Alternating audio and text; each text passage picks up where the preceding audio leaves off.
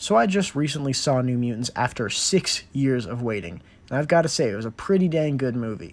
In no way was it the best X-Men movie, but I'd easily place it in the upper echelon. It's got some good adaptations of the characters, and especially some great visualizations of their powers, and a great third act fight scene that was awesome to see on the big screen after waiting for it all this time. But I do have to say that you should not go see it in a theater if there are people there. I only went and saw it because literally nobody else was at that showing. I have the pictures to prove it.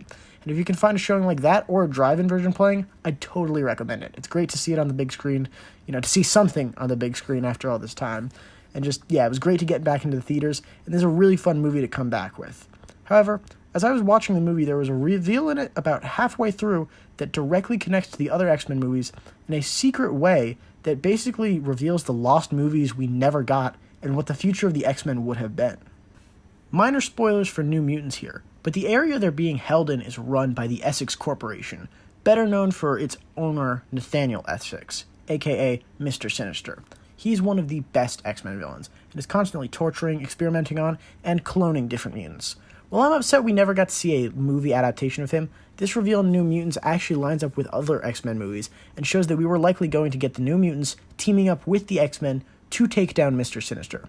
Now that seems like a large claim, but the evidence is undeniable when you look at it. We first learn of the Essex Corporation in the post-credit scene of X-Men Apocalypse, when we see some mysterious businessmen collect Weapon X's blood after the bloodbath caused when he escaped earlier in the movie. Now, the next canonical movie is New Mutants, which obviously ties in from what I've said earlier. There are also clips shown of the Essex Corporation using mutants as killers and experimenting on them, yet, because of the many delays, New Mutants was released in 2020, not in 2018, as the sequel to Apocalypse, as it was planned to. The timeline continues with Dark Phoenix, which in and of itself doesn't have anything to do with Essex, but the X-Men are finally a somewhat defined team at the ending of that movie, and are well known even by the New Mutants, so it would seem natural they'd take down a threat like Mr. Sinister. Next up is Deadpool 2, which is in modern times and plays fast and loose with continuity, but one of the key locations in the movie is the Essex Home for Mutant Rehabilitation, and seems to function in a similar, if a bit more large scale, to the location found in New Mutants. Then we reach the end of the timeline with Logan, and with the mutant torture and testing locations reaching the peak of what we see happen with Laura, also known as X-23. In fact, Mr. Sinister was even slated to be the villain of Logan at one point. But eventually, it was changed, and I think that was for the better. This last piece of info brings up the question of behind-the-scenes work with Sinister and Essex. It seems the plan was for Sinister to be the villain of Logan, tying it back to Apocalypse, the new present, which was in the 90s, all the way to the future. However, director James Mangold shot that down in January of 2017 publicly, which meant it was probably previously known for the studio, so sometime in 2016. Add on to that New Mutants, Deadpool 2, and Dark Phoenix were all filmed in 2017, and they all work into this plan to make it stronger, because the studio executives would have had to coordinate with each other.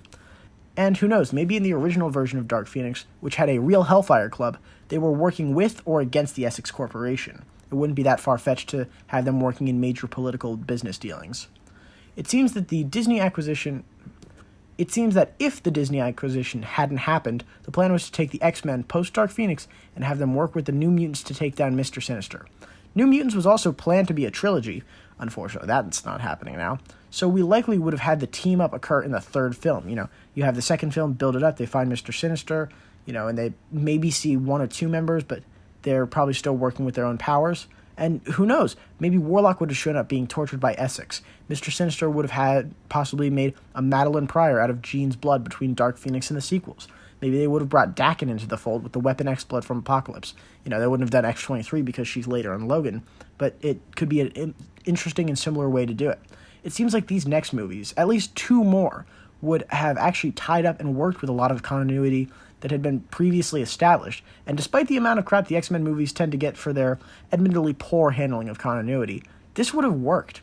You could even tie in some of the spin-offs that were planned towards this larger Essex plot.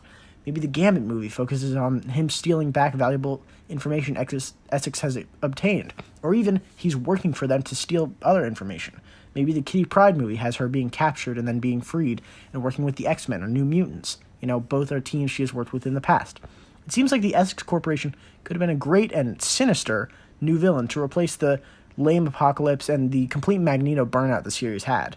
Granted, with the track record of X-Men movies overall, it may have been a difficult thing to pull off, but I would have loved to see those new, now lost X-Men movies. Thank you for watching this video. Please leave a like if you enjoyed. And yeah, it's interesting to see this. I noticed this halfway through New Mutants, and I was like, that's something they've set up before. And so we just kind of kept getting this setup, and we never ended up getting a payoff because, now the MCU has the X-Men rights. So it's going to be interesting to see their take. Hopefully we don't just get the same Dark Phoenix and Days of Future Past. They're good stories, but I don't need to see them again.